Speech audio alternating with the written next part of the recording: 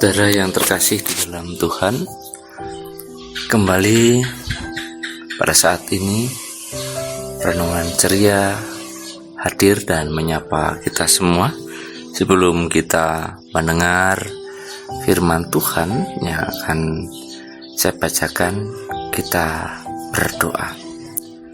Allah yang penuh kasih di dalam Kristus Yesus, kami mengucap syukur atas semua anugerah, pertolongan, dan kasih Tuhan yang Engkau nyatakan dalam kehidupan kami, yang terus menguatkan dan menuntun kami. Kami akan mendengarkan sabda Tuhan. Berbicaralah dalam nama Yesus kami berdoa. Amin.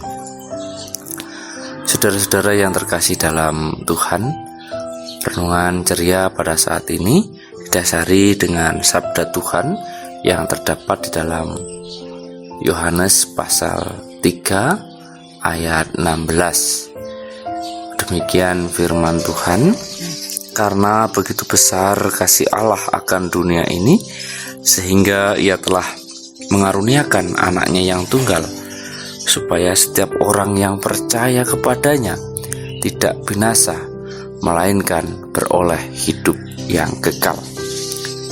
Ayat ini tentu tidak asing ketika di bulan-bulan Natal dan menjadi ayat hafalan. Bahkan saya hafal ayat ini dari saya kelas 3 SD sampai hari ini, tidak terlupakan, dan mengajak orang lain, bahkan anak-anak didik saya, untuk mengingatnya, menghafalnya sebagai sebuah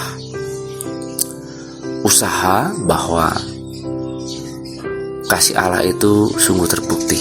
Renungan pada saat ini saya beri tema penderitaan sebagai bukti kasih. Ketika anak-anak muda mulai jatuh cinta, mengungkapkan perasaannya, seringkali disertai dengan pertanyaan, apa buktinya kalau kamu mencintai saya?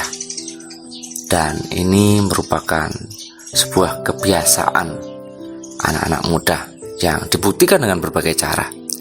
Bahkan ketika seseorang mengikat janji dalam pemberkatan nikah, di sana juga diajak bersama untuk membuktikan, walaupun hanya sebatas janji dan realitanya juga berbeda-beda. Paling tidak ada 3 bagian penting yang diikrarkan baik oleh laki-laki maupun perempuan. Saya akan tetap setia, baik saat sehat maupun sakit, saat berkelimpahan atau kesusahan, baik saat menderita atau bahagia. Namun dalam realitanya tidak jarang rumah tangga Kristen yang juga hancur karena tidak mampu memegang janji.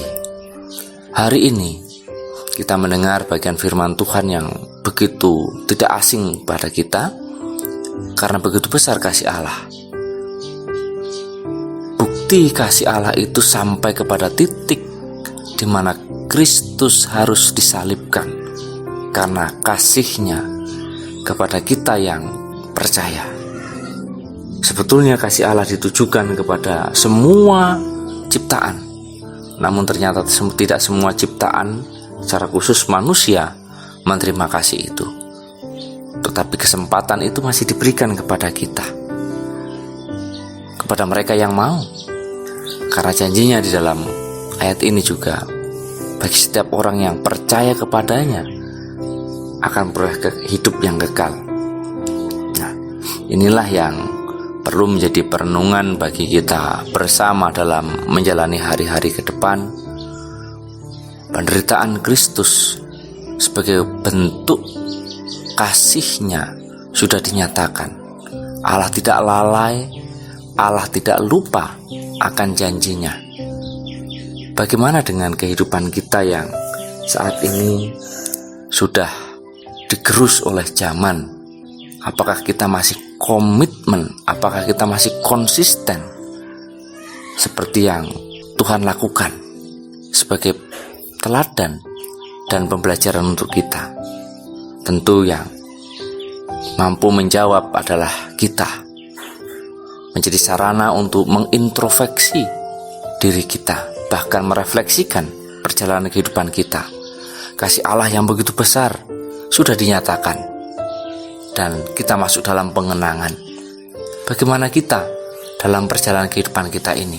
Hari-hari yang sudah kita lewati, apakah kita betul-betul siap untuk mengekang diri, siap untuk pikul salib agar semakin serupa dengan gambar Kristus yang berani menderita dengan melawan ego kita untuk membuktikan kesetiaan kita atas panggilan kita? Biarlah kiranya kita dapat melihat diri kita melalui firman Tuhan ini, dan sekaligus jika ada hal yang belum sesuai dengan kehendak Tuhan, kesetiaan kita secara khusus, hari ini kita sama-sama untuk siap berubah dan diubah. Dan biarlah kiranya kita pun berani menderita untuk membuktikan kasih kita, baik kepada pasangan kita, baik kepada sesama kita, atau bahkan terlebih lagi siap menderita karena iman kita. Tuhan memberkati. Amin.